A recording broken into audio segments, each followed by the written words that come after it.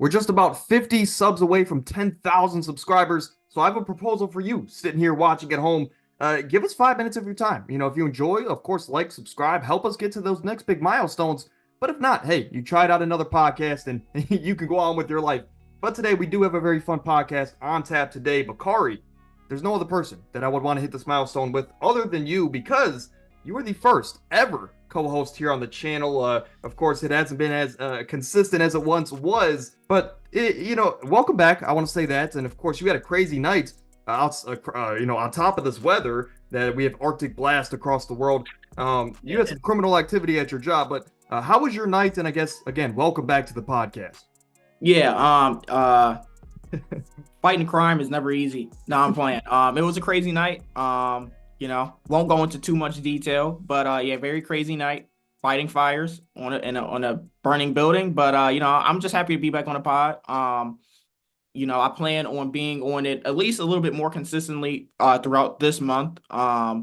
It's a special milestone. I think I can't remember how much we had when I started, but seeing that we were at what 9.9, we were at 50. Yes. Wow. So ironically, when you joined the podcast, we had 53 subscribers. Okay. And now, ironically, we're about that same amount away from 10,000 subscribers. But again, this entire journey, not possible without you. But I guess it's a good opportunity. We're about a minute in. I'm going to let the people know what we're going to talk about today. So I texted Bakari. I said, hey, we're about halfway through the NBA season. Give me a list of teams that, some of these teams, hey, I'm super confident in these couple teams, but then I think there's some other teams I'm really worried about. So Bakari has a list. I have a list. We're going to talk about some teams that, how confident we are in them, and some teams I think should be hitting that panic button. But without further ado, let's get into it. Starting off here with the Boston Celtics, and this is a good example. Again, it's not going to take much explaining why the Boston Celtics are so great. Of course, they have a loaded roster, the star power. You can even say the head coaching. They have everything to be a title contender. But Bakari, you brought them to the show, so I'm going to give you the floor here. But as you see on your screen, on the left side, black is 0 or 1, I guess is a good way to put it. All the way on the right, this is the light green box is, of course, 10. So from 1 to 10, we gave them a confidence meter. How confident are we in the Boston Celtics? I brought the Celtics to the show because I feel like rightfully and deservingly so, they have been playing outstanding this season. I'm not sure what a lot of people. I mean, I guess a lot of people's expectation was for them to, be a top of the East. Yes. But especially with the acquisition of Kristaps Porzingis and Jrue Holiday, and they've lived up to the expectation. You have all those guys playing well. You have Derek White playing at an all-star level. Yes. The only reason I have them at 9 is because I feel like sometimes there are lapses in Joe Mazzulla's coaching. Whether that's his coaching or just like the players, the players' production or the execution of what he tries to do. But they're a 9, they're a solid 9.5, closer to 10 probably. But I just scaled it back one tick because of the coaching issue there. And it for me, I mentioned that the Celtics are, they had acquisitions this season to make them, or this offseason to make them better during the regular season. And they're, passing with flying colors, unlike some of the other teams who have had, other acquisitions. Right. The Celtics at a solid 9 for me, 9.5, closer to 10, like I said. But, I feel like they've done a very good job so far this season. Yeah, they're living up to the hype for sure. And to me, again, they were more so of a 9.5, but I said, hey, I don't have any 10s or 1s on my list. So, or at least I think I do at the very end. Regardless, I was like, let me show some extra love to the Boston Celtics. But like you mentioned, they're two perfect offseason acquisitions in Jrue Holiday and Kristaps Porzingis to really mask, or if that, to mask the flaws of this team on the court. But to also, I mean, every championship team wants a guy like Kristaps or especially Jrue Holiday. And then you mentioned, I mean, those two might not even be their third best player at the moment because Derek White is playing so amazing. But to me, I gave them a 10 just because, look, we know they have the star power. We know they have the fit, the cohesion. Like you mentioned, they were at 9.5 to me because of Joe Mazzulla. However, though, I think there's no doubt in the world the Boston Celtics are going to be in the title race in 2024. But hopefully that's a good example for you guys at home. That's basically what we did. He grabbed 5 or 6 teams. I did the same, and those are going to be the teams we talk about here in today's video. So another team you wanted to bring to the show. The Oklahoma City Thunder, 23-11, third in the Western Conference as of the making of today's video. They've been on a bit of a tear. Of course, the last week or so, they beat some pretty notable opponents. I think they lost their last game. Regardless, though, I'll give you the floor here. What is the hype behind Shai Gilgeous-Alexander, Chet Holmgren, Isaiah Joe, J Dub, and the supporting cast? What is the hype here around the Oklahoma City Thunder? I think the height is sustained consistency from a younger team. Shea, obviously he's averaging what, like 32 points a game or something like that. He gets to any spot. You rarely see him have a bad game. He can get to any spot on the floor, and he creates shots for other players as well. Chet, he provides that, he provides that floor spacing on offense. He can work on the inside, and he's already an elite rim protector. And, whether you want to say this is his sophomore season or his rookie season, he's really good at it at a young age. J Dub, I feel like he's a lot better than I gave him credit for. Like even last year, I know he was, I think he was first team all rookie, but this Yeah. year he's, proving they're third in the West. He's playing with Isaiah Joe. I think he led the league in 3-point percentage last year as well. Even a situation going on with Josh Giddey, I know he had like a good game a couple of nights ago, I believe. He's still playing, solid. I think this team, watching them a few times, I was kind of still like, maybe they're just one of those teams that, sometimes they get lucky or it's just like fluke wins or whatever. It's not fluke wins. They are a really good basketball team. So I gave my confidence in them a 7 because there are some more experienced teams in the West that I feel like could cause them problems, even though they're having a really good regular season. But at so far, like I said, they're on a 7. They only have 11 losses with 23 wins. So I had to give them some credit for that and throw them in here. I mean, you touched on literally every point I had in mind. I guess the only other thing I can add to that is your thoughts on the situation. So, of course, the Thunder have 332 first-round picks upcoming in the next couple of years. What are your thoughts on maybe acquiring maybe a Lauri Markkanen at the deadline, or maybe a Pascal Siakam? More so, Lauri, I think, would fit in my opinion. But I guess your thoughts on that. Would you give up Josh Giddey and let's say 1 or 2 first-round picks for a guy like Lauri Markkanen? For me, the way this team played, especially like second half last year, and all the way back to when Chris Paul was there with Shea, this team I feel like does good with the players they have in their system right now. J Dub's playing well, Josh Giddey, Chet, Shea. These are guys that that they're from this system. I feel like Lowry would be a good addition, but I feel like they can live without him. I feel like it'll let other players on that team grow into a bigger role or step into that bigger role, whether it's J-Dub, whether it's, Chet taking on a bigger offensive responsibility, or, even Josh Giddey, sustaining like a 19, 7, and 8 type of role Right. for this team. I feel like it gives other players to play outside of their role and into their comfort zone. If you go get Lowry, you may have some players that have to, kind of shorten their role or shorten their usage, which could come back to backfire. We've seen that a few times with a couple of trades. So, I like the idea, but I feel like the execution might not be as good as it sounds on paper. Yeah, I mean, absolutely. I'm on the opposite side of the spectrum. I do think that Josh Giddey is one of those. He gets like the Ben Simmons treatment. Granted, he puts up really good numbers. So he's almost a walking triple double each and every night. But to me, I just think, why not? You have the cap flexibility as of right now because you don't have to pay Chet yet. No pun intended. So, to me, I'd say why not go out there and get Lauri Markkanen for, some of these later first round picks, and Josh Giddey. Jazz get what they want. The Thunder get a much needed 3-point shooting on this team. I think that's the only thing that's keeping them away from elite contention. And I mean, hey, Lauri Markkanen's not a big head case. So if you have to move him to the bench, I think you could do that as well to really spark that second unit. But regardless, I think, like you mentioned, the system is very well ran, and I think everyone in the system currently, like you mentioned, they're going to be fine without it. But again, the Thunder, I mean, third in the West, they're playing beyond their years, and as a result, I mean, they're in contention. But I have them at a 6, you have them at a 7. It's really for that experience factor is why I have them so low. For the Claw Clippers, the LA Clippers, the best team in Los Angeles as of the recording of this video. 22-13, fourth in the Western Conference. I have them at an 8 out of 10. You have them at a 10 out of 10. So given the high rating from the both of us, why do you have the Clippers so high? As again, they acquired James Harden, and it seemed like a questionable move just with the fit of the 3 other Hall of Famers they have on this unit.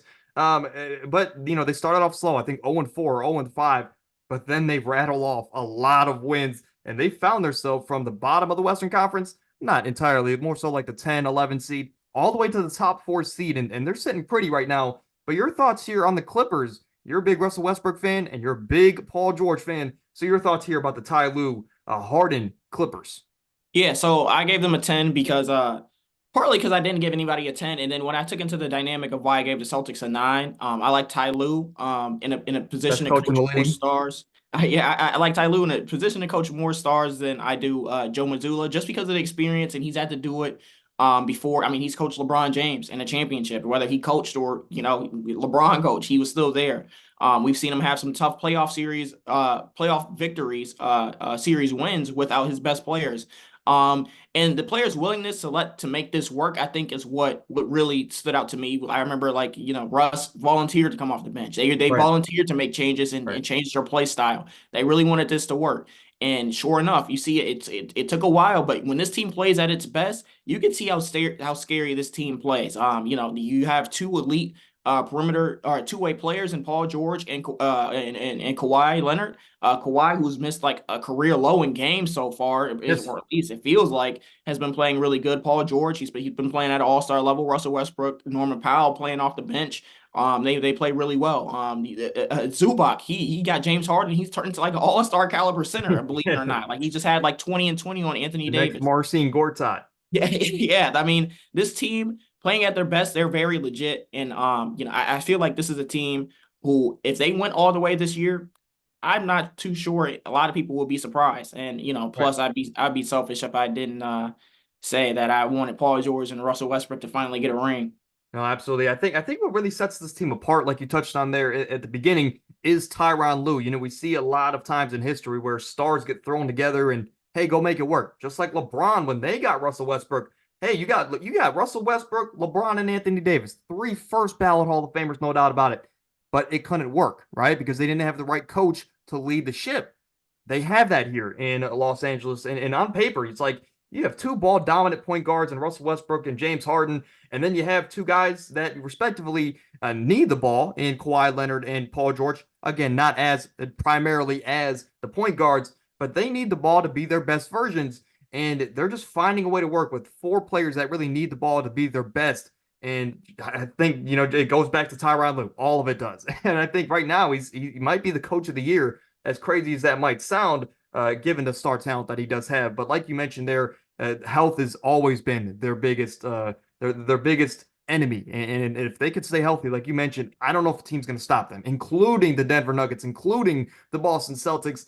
When it comes down to it, I'm gonna take Kawhi Leonard and Paul George in the series if they're fully healthy. And we've only seen that once ever in a playoff series, and they went to the Western Conference Finals or the second round of the playoffs, and they should have went to the Western Conference Finals, but they didn't blow a 3-1 lead. But any Yeah. last thoughts here about the Claw Clippers, as I'm going to call them from now on? No, like I said, they've really turned it around, and they've really showed me that at their best they can be the best team in the league. So Yeah, absolutely. But then we move over here to the New York Knicks here as they're 21 and 15, and at last they were 21 and 15 2 days ago, and they were fourth in the Eastern Conference. I guess, with the Pacers win and some other teams winning as well, they dropped to 7, even though they haven't lost another game. Regardless, we both gave them a 6 out of 10 for confidence going into the playoffs. Of course, they recently acquired OG Anunoby. They're on a 4-game winning streak with OG Anunoby. And I mean, this team is just they have it's a Tom Thibodeau team. Let me put it that way. It's a Tom Thibodeau team because I think your star player is your point guard, undersized, underdog is a good way to put it. That was Derrick Rose. Now it's Jalen Brunson. Different play styles, but you get the picture. Then he goes and trades for his Luau Dang in OG Anunoby. And you have some other pieces that you can make your argument, like Boozer's Julius Randle, Mitchell Robinson's your Joakim Noah. Regardless, I think it's a Tom Thibodeau team, and I think they're going to be a team that's going to fight in the playoffs. They just don't have the star power to go over the top. So I gave them a 6 out of 10 here in the Big Apple. yeah, I'm right with you. I feel like this team. Yeah, at first looking at the trade, it kind of seemed like uneven. Like you trading RJ and Emmanuel quickly for OG. Like Now it's I get RJ the though. yeah, yeah, exactly. And like I get the two-way talent with OG, but I just didn't see it. It's weird because I still can't tell if his impact is the reason they're winning four straight games or if they just won four straight games just because Yeah. the Knicks always going. I feel like the Knicks are one of those teams every year. They'll win six in a row, they'll lose seven. They'll win 8 in a row, they'll lose 5. And it's like that they end up with a near 500 record every year, it feels like, because of those type of stretches. Maybe this is one of those stretches, or maybe this is proving that they're legit. But as of right now, I gave them a 6. We shall see how the rest of the season looks for them. Yeah. I mean, not much else to add. They have the thing. I wouldn't be shocked if, what would be interesting to me is if they were in the market for Zach LaVine, a guy that can get, Brunson some extra scoring help. And especially if the buying market is as low as they're saying, I would not be shocked if Zach LaVine ends up on this team as well. Of course, in a big market. If not, maybe they're going to wait for Donovan Mitchell. But then we move over to a team that I had on my confidence list, you had on your panic list, and you were right in the middle anyway. So I'm going to give you the floor for that. But to me, from a 1 to 10 confidence level, I actually surprisingly gave this Dallas Mavericks team a 9 out of 10 confidence. That let me explain here because it sounds outrageous, I know. But first off, the only argument I need, they have 77. Only argument I need. If you have that man, and I'm not trying to glaze them, if you have that man, you have a chance in each and every playoff series, each and every game. I mean, a bad game for this dude is a 20-point triple-double. That's a bad game for Luka Doncic nowadays. But then, they played a team, and I was watching it the other night. They played the Minnesota Timberwolves, so of course, a fully healthy Timberwolves, a Timberwolves team that's number 1 in the Western Conference right now. And Jaden McDaniels, and he's going to be an All NBA defender this year. Whether people want to acknowledge it or not, he's going to be an All NBA defender this year. And he was on the Luka assignment. That man had no chance. That man had no chance, given all his length and all his defensive, I guess, ability. He had no chance against Luka Doncic. And then you add on the fact that Kyrie Irving also came back after a little bit of an injury there. And both of these guys put up 35 plus. I think to me, if they can be in the market here for another 3-and-D guy, I think an OG would have been perfect.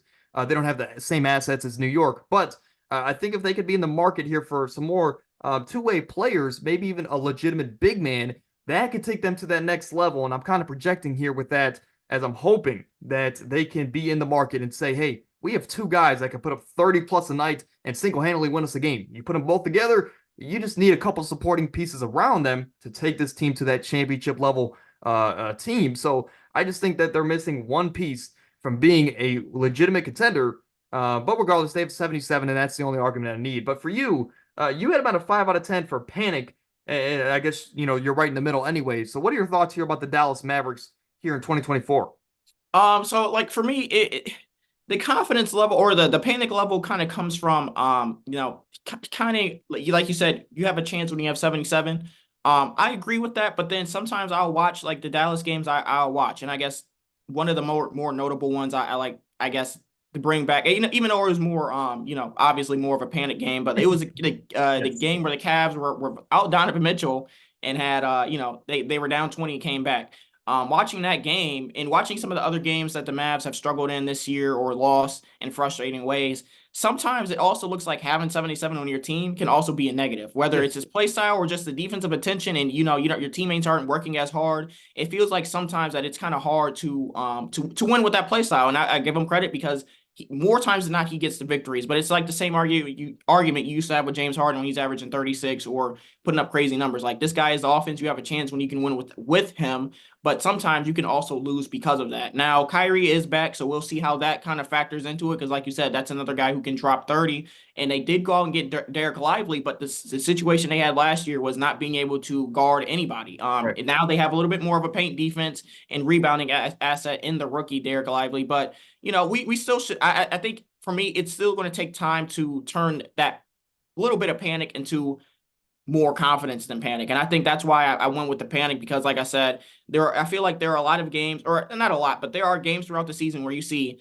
sometimes either the play style just isn't right. Maybe it's the pieces around. Maybe it's just Jason Kidd being the coach, but you can kind of see where a team might be able to get them to, might be able to give them an early playoff exit. And that maybe Yeah. that's Yeah. let Luka score 50 and have 15. But, if the next highest person has 9, then, maybe you win that game. Yeah, I So think I think just the ceiling of this team is extremely high, but the yes, I floor is believe that also too. extremely low. Because I think with the play style of the James Harden in his prime or Luka now, your role players can't have an off night, or at Right, least exactly. again, you're relying on guys that are only making $6 to $10 million a year and not 40. So it's definitely a lot riskier with his play style. But I will say again, they have 77. That's the only argument I need. But then we move over to the panic side of the things, and the meters have flipped here. So if you're in the green, you're good, of course. But then the farther you get to the right, of course, when you get into the red and then the black, that is where you don't want to be. Okay, and that's okay. No ill will behind that decision. But again, we just wanted to flip the meters here, keep it simple. And when we talk about this, you brought the Milwaukee Bucks to the panic level, and I can see why.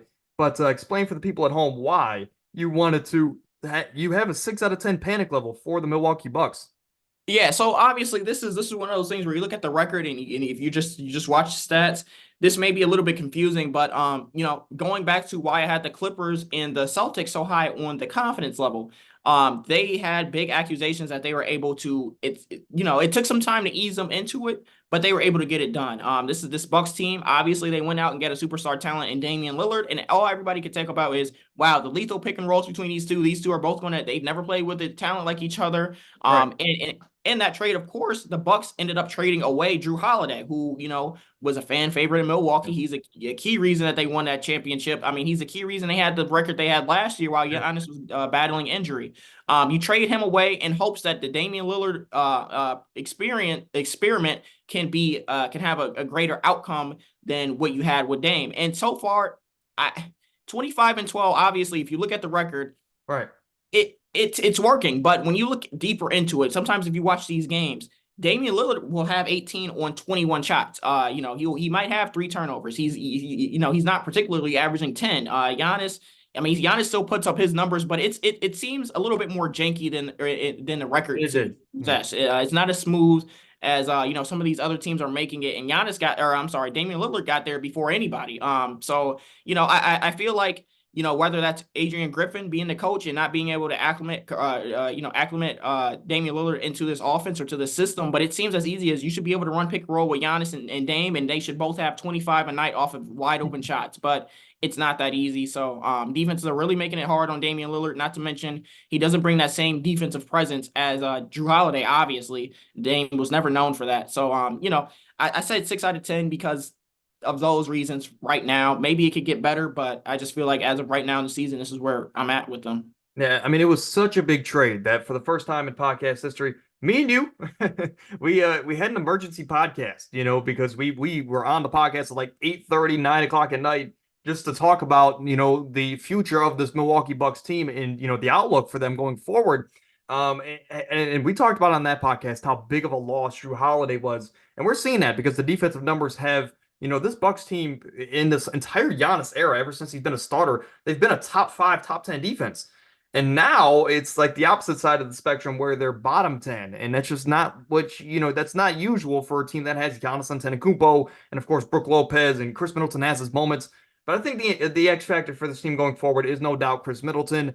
We haven't seen the same Chris Middleton ever since his injury, really, from a season or two ago. And it's just, you really, I think if he can go back to, scoring 20 off a catch and shoot, that can take this team over the top. But he's not the same defensive player, and offensively, he's not giving you the same either. So it really just here, I think a team can really go into a game with that mindset of how teams beat the 76ers. Okay, Joel Embiid, go out there and drop a 50-point triple-double. We're going to shut down everybody else, and we're going to force you single-handedly to beat us. I think everyone's going to take that approach with the Milwaukee Bucks, so I can see why you had that here. And like you mentioned, Dame's inconsistency from beyond the arc and just shooting in general is not going to help the argument. But 4 out of 10 for me for the star power, 6 out of 10 for all the reasons you stated. But then we want to talk about the Phoenix Suns, and we're going to kind of talk about 3 teams here in the Western Conference that are back to back to back, the 9, 10, 11 seed. All 3 teams have championship aspirations. All 3 teams have first ballot Hall of Famers, but they're all kind of just in limbo right now. They're all kind of struggling. For the Phoenix Suns, I don't know if you brought them to the show or me. Regardless, I have them at a 4 out of 5 strictly for the star power. And you even wrote a note before the show that we really just need to see a full month of this trio together before we make a full evaluation. And I'll let you dive into that there. But I mean, it's really I agree with what you had to say before the show, because you have Kevin Durant, you have Devin Booker. To me, arguably 2 top 10 players in the world. And then Bradley Beal's still a top 35 player, top 40 player in the world as well. And Bol, not to mention, he is playing out of his mind right now. I think, just like the Mavericks, they have the star power, but they need to round out this roster. And of course, there's some questions about the coaching staff But your thoughts here about the Phoenix Suns and why you have them at a 5 out of 10 panic. Yeah, like I said, just by default, they're at that 5 out of 10 level because we don't know if it's just they don't have anything to worry about or if they have a lot to worry about. I want to see this big three play. Obviously, Brad Beal, he's only played a couple of games. I think he's had Yeah. what a couple of good games, He's but looked yeah, okay. yeah, for the most part, he's just okay. And when you're playing with two generational players in Devin Booker and Kevin Durant, and you're supposed to be that third star, you got to be a little bit more than Yeah. okay. You got to bring something to the table that these two guys don't bring, or that none of the other guys on the table bring.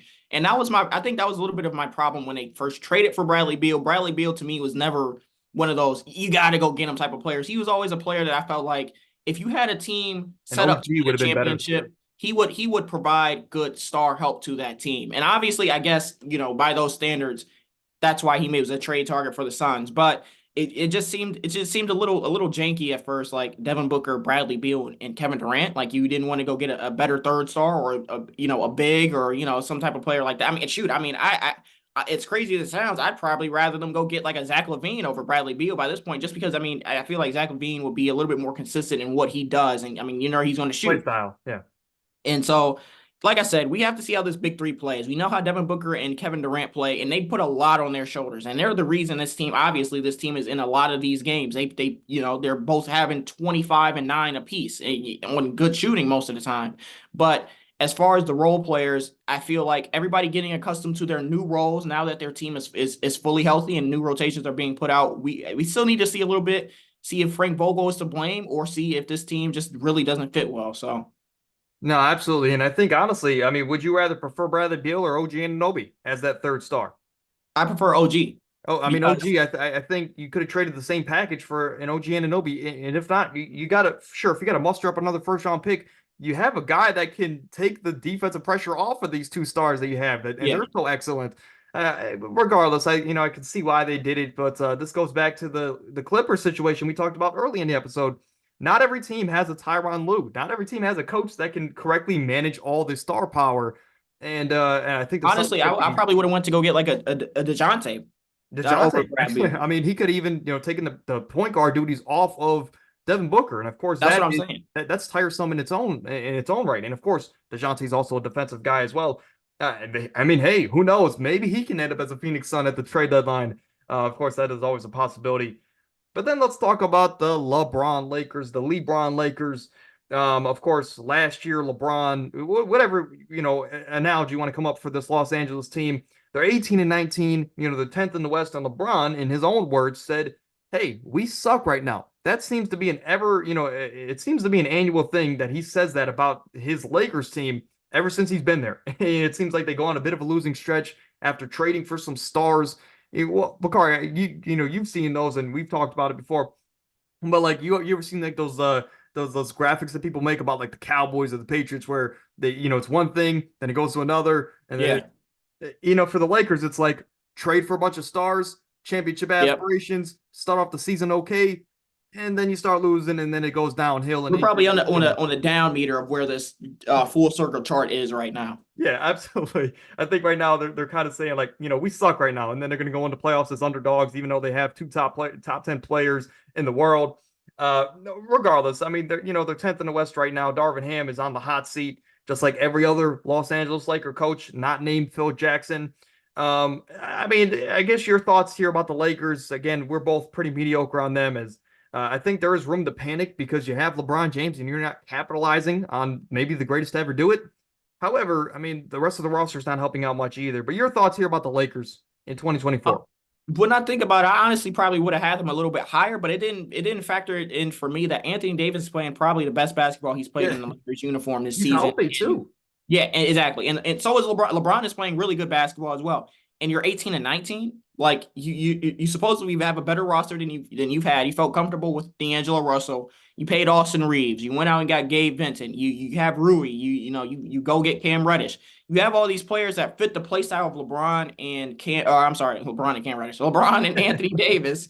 You try and go get players that on paper fit the play styles or have show that they can fit the play styles. and then they just come up, they just don't produce, whether it's super inconsistency or just not showing up at all this season. I feel like I would have them a little higher in that regard. But like I said, the Lakers are one of those teams, like you said, they're in that circle and they're probably down here. And Yeah. because I know that so far, I'm like, come All-Star break, I know the exact situation they're going to be in. They're going to be a fringe Playing. playoff play-in team, and then Anthony Davis or LeBron's going to get hurt for an extended period of time going into the playoffs, and then that's when they're going to win 10 out of their next 12 games and secure a playoff spot, and then they're going to they might make a deep playoff run. That's usually how it is with the Lakers. They're a later push team because they have older guys on their team, but like I said, at this point in the season, you have LeBron James and Anthony Davis playing the best basketball they have played, Anthony Davis for sure is playing the best Arguably, yeah. basketball. Yeah, exactly. And the other guys are just not producing. So, 5 out of 10 for me. We'll see Yeah. how we'll check back in February, see how they're doing. Yeah, I mean, if you asked me in 2017 that the Lakers have I guess 2020, not 2017, that's way too far back. If you told me, hey, Lakers got Cam Reddish and LeBron, I'm like, oh man, that's a championship contender. I believe in Cam Reddish that much, you know that, but of course he hasn't panned out as at least not the star level player that we all thought. At least he's not Josh Jackson. Yeah, Josh Jackson might. It was the worst take I've ever had, on or off this podcast. I thought that man was going to be something special, but of course he was something special in China. Then we talk about the Golden State Warriors, the Dubs. We both have them at a 9 out of 10 confident or a panic level rather. When it comes down to this team, it's really just you got to help Wardell, Steph, and Curry. That's really what it comes down to. I mean, Klay Thompson. I mean, when Draymond first went out, there was an 8-game stretch or 10-game stretch where he was averaging 25 points. He looked back to the old Klay Thompson, and then this last week or so, this last week and a half or so, he's kind of mellowed out and he's back to the Klay Thompson that we've known the last 2 years. And I think the problem is with this team is I think they went into this season. Of course, Bob Myers saw this, so that's why he stepped down, didn't want to make these tough decisions. This team is aging, and they're not the same team as they once were. And, it sucks as a GM to win so many championships with this core. And then you got to make those tough decisions to get rid of Klay Thompson, get rid of Draymond Green. Bob Myers didn't want to do that. And, of course, that's why Mike Dunleavy took over. But Mike Dunleavy, I mean, you have Klay Thompson on this team. And I guess I'll say this, as a fan perspective, I think it's going unnoticed. But it's like, I think that's normal for Klay Thompson to be playing the way he is at this age, coming off of 2 catastrophic knee injuries back-to-back years. I think it's normal for a player his age to have those injuries to tailor off, his plays. Not in his prime anymore, despite his play style. I think fans are expecting too much of Klay Thompson. So I think right now what you're getting from him is actually more than I would expect from a guy like Klay Thompson. But then you also have Draymond Green, the third part of this core, arguably the second most important player of those championship teams for years and years. He just talked about retiring, after swinging on some people and putting some people in some MMA headlocks. But your thoughts here about this team? You got, the young stars are frustrated. The older stars are frustrated. There's not much good going on here in Golden State outside of Stephen Curry. But your thoughts about Golden State? Yeah, to your point about Klay Thompson, I agree with you that I think he's playing maybe, a little bit better than expected for somebody who's been through what he's been through, but he also kind of adds to that fire by, claiming he's better than ever. I got the 4 rings. Where you at? Klay kind of adds to that. Like, it's like he wants to believe with everything in him that he is back in 2019, 2018, back in 2017 when he's, an all-star player every single year.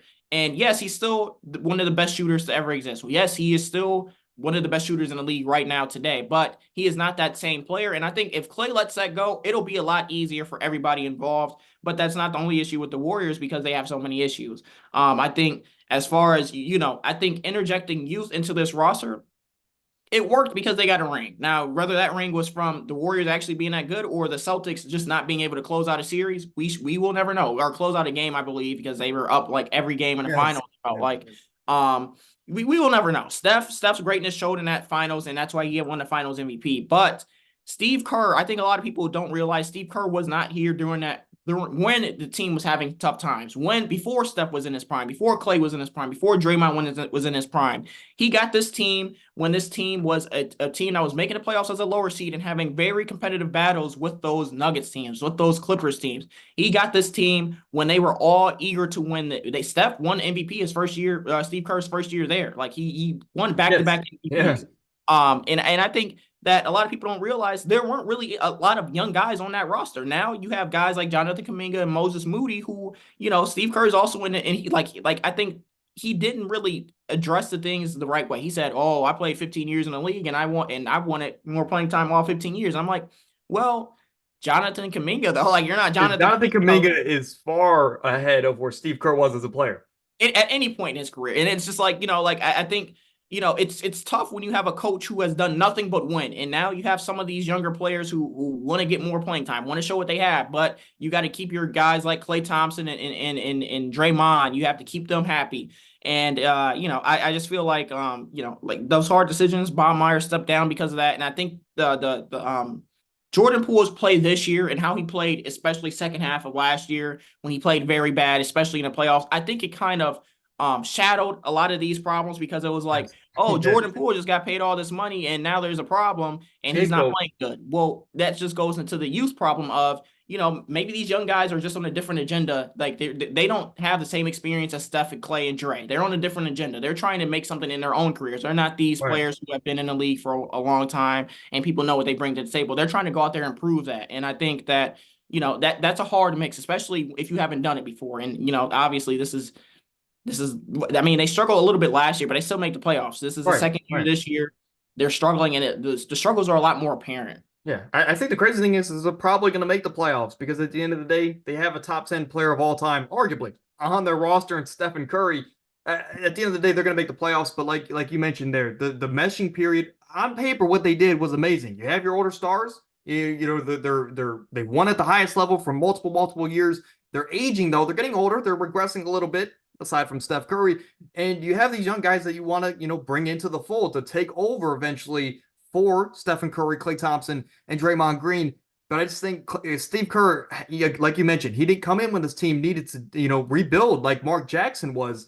So I think he's missing out. He did this entirely the wrong way. He should have been giving these younger guys more opportunities, especially in those playoff runs, and get them more, inclined to taking over and sometimes letting Klay Thompson be the fifth option on this team. But that just hasn't been executed the right way, and this team is suffering because of it. But And I didn't even mention the Wiggins. Like Wiggins has been non-existent this season. I'm probably better than Andrew Wiggins. I'm getting off my couch.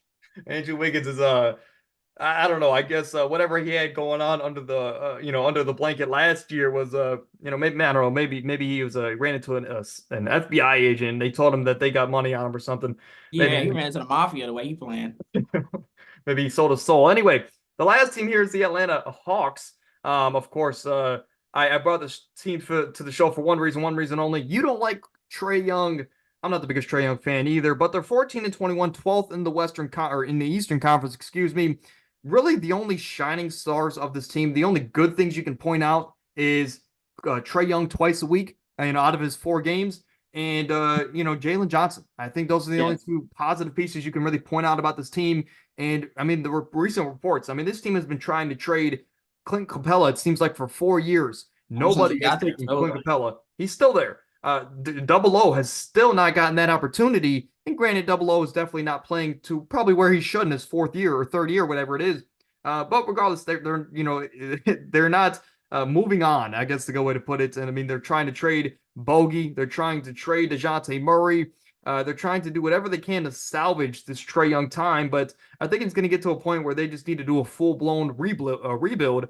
So I think they need to go. I'll say this: it won't be a 10 if they can trade it, if they end up trading DeJounte Murray and Bogey, whoever they trade, DeAndre Hunter, if they can go into these trades with a mindset of let's get assets for the future, regardless of if we have Trae Young and whoever else, let's build for the future. I think if they could do that, I think there's not much reason to panic at all because you have the star power to get you a lot of assets to, get the rebuild going in the right direction. However, if they go about this, like, let's keep trading for aging stars and build up, big contracts on this roster. I think they're going to be, definitely they're going to break the scale. They're going to be at 20 instead of 10. But your thoughts here about the Atlanta Hawks? Yeah, everything you just said, I completely agree with. Jalen Johnson and Trae Young twice a week are definitely the shining moments of this team. I still, like you said, I feel like you could get some really, like, if you package Clint and DeJounte to a team who really needs him, I feel like you could get some really good things back from that. Like you said, Onyeka Okongwu still has not gotten that chance. He was He's I another think guy I the love. eighth pick in the draft. He was a Yes, top 10 pick, guys, and he's been a backup ever since. Like you he's been would a think at some Cavalier. point I'm taking a top 10 player to start. Obviously, that hasn't been the case. Um, I just feel like this team, Trae Young, getting Nick McMillan fired last year, and Quinn Snyder coming in, and everybody's thinking this team is going to turn around. Quinn Snyder hasn't even been able to turn the team around, and he's known for being a really good regular season head coach as well. Yes. I believe we might have talked about this on a pod one time, or maybe this was just talk off the pod when we were like talking about players you would trade for. Is Trae Young even a player that if I'm an opposing team, do No. I want Trae Young? I, Like, I do I think want the problems of him averaging 5 turnovers? Very, very inconsistent shooting, very a traffic cone on defense. Somebody who needs the ball in his hands all the time. Do I feel like I would want Trae Young to add to my team? Like, is there a situation? I'm not sure. I mean, I was thinking about it, for again, this is going to turn into the Ty Lue Glaze podcast. Let's just say that the Clippers didn't trade for James Harden. Maybe you can, see a scenario where he goes to the Clippers with Kawhi and Paul George and other defensive pieces around him where you could be like, maybe that can work. I guess the rumor right now, if he were to get traded, is to the San Antonio Spurs because they're 5-30, and he likes he likes Victor Wembanyama, right? I think that could be maybe a spot, but I think if Trae Young's there, Greg Popovich has got to go. Greg Popovich is going to have a stroke with his ball. Watching Yeah. Trae Young, be a ball dominant guard in his offense, it would just not work out for Greg Popovich. He'd come out to the court and strangle Trae Young. So I think I don't know where he goes. He's kind of in limbo right now. Where again, like you mentioned, who really wants Trae Young on their team right now? But I guess any last thoughts here? I mean, again, Jalen Johnson at the end of the day might be the building block for this team going forward. But any last thoughts about the A-Town Hawks? Yeah, not much. It just seeing their inconsistencies, that obviously you could say now they had a very fluke run to the conference finals. I believe that back then, and I'm just I'm not happy that that they're in this position now for everybody to see, but they've been in this in this limbo position for about 3 years now. Every year it's shoot, it's bad when like Trae Young had the same number of assist and turnovers I think one year, like, and it was a lot. Like I'm like, man, that is crazy, but Yeah, you know that's why uh like what we see with Tyrese Halliburton going on right now, and yeah, that's why we see he that got that's hurt. so special because he's getting so many assists and he's impacting his team in such a great way. And he's putting up 20 and 10 plus a night, but he's also not turning the ball over, and that's what Yeah. Trae Young was doing for so many years, and he was getting praised for. Regardless, I think that's why we've hated on him so much here on the podcast. But Trae Young, if you ever want to come on the podcast, I'm never going to say no. Anyway. Bakari, again, that's probably going to do it here for today's show. Thank you for joining us. And again, if you guys made it to this point, you obviously enjoyed it at least a little bit. Support us down below. Drop a like, subscribe to the channel on the road to 10,000 subs. And Bakari, again, I just want to put this out there. It's not possible without you. Of course, you took a chance on the podcast, when we were at like 50 subs and I was too cheap to even pay for the watermark to get off the Movie screen. maker. No, Movie Maker was a staple on this channel for about 30 podcasts. Real But ones if you remember the intro music too. the intro music, I used to just let it play for 10 seconds. And I'm still gonna have it play, for the beginning of this intro, but it was super loud. It was just janky. I used to try and fade it in with the audio. Just it did not work. But you still showed up for a lot of podcasts. So thank you again for coming out. But any last thoughts before we hop on the game here? No, like I said, like you're very close to 10K. I wouldn't be surprised if we had it by the end of the day. It's been a crazy journey because it almost doesn't even feel real. 50 to 10K, that doesn't sound In, fathomable, but in about a you know, year's time. Yeah. yeah, I know you put in the work. I plan on being it, like I said, a little bit more consistently throughout the rest of this month at least, for sure. We have another co-host that comes in on Thursdays that I don't know. I know I think he's famous. He plays for the Rams, doesn't he? Or I'm sorry, not he plays The for Dolphins. The Dolphins. Yeah, Dolphins. Yeah, yeah. he's getting ready for KC. Yeah. I figured, but it'd be it's great when I get to co-host with him. Maybe we could set that up at some point. But it's been a fun ride. So Yeah, absolutely. I mean, McCart, you're probably the only podcast that, you just say, hey, I want to join the Thursday. You're on the show, right? I'm not gonna, bat an eye. But that's gonna do it here for today's show. We'll see you guys on Thursday for some wild card predictions. We're out.